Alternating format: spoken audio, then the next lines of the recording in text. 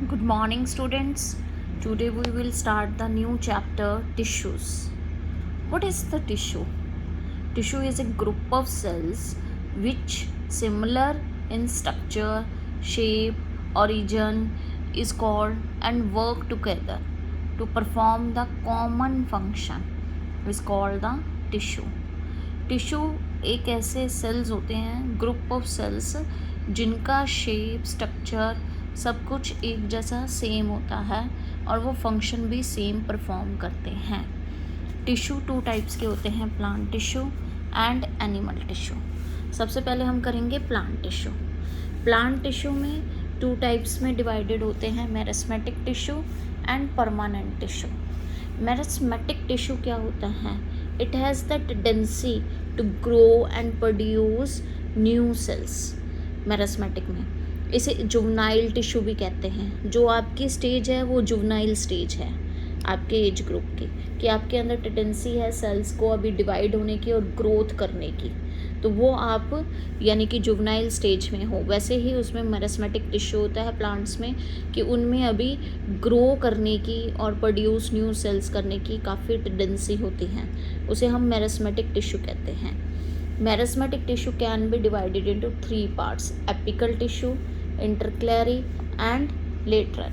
Apical at the tips, ये मैंने plant के टिश्यू का डायग्राम बनाया है. Apical at the tips of the plant, यानी कि रूट्स हैं, शूट हैं, लीव्स हैं, हर किसी के टिप पे पाया जाता है एपिकल टिश्यू.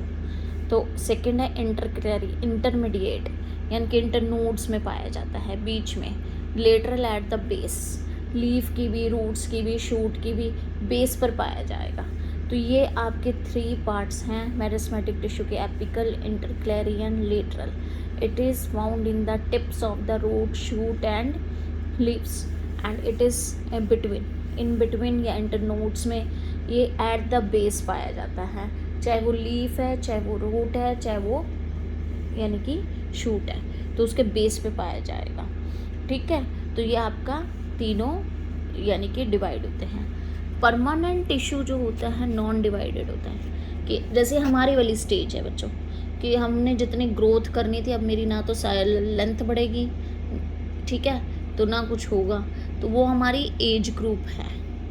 तो हम नॉन डिवाइडेड हैं, कि हमारे सेल्स डिवाइड नहीं होंगे, लेंथ नहीं बढ़ने वाली हमारी. Differentiate and have a definite shape, हमारी एक डेफिनेट शेप बन चुकी, हम उसके अकॉर्डिंग रहते हैं. वैसे ही प्लांट्स में भी जो वुडी स्ट्रॉन्ग ट्रीज़ एक जैसी ही शेप के दिखाई देते हैं, तो वो उनकी परमानेंट शेप बन जाती हैं.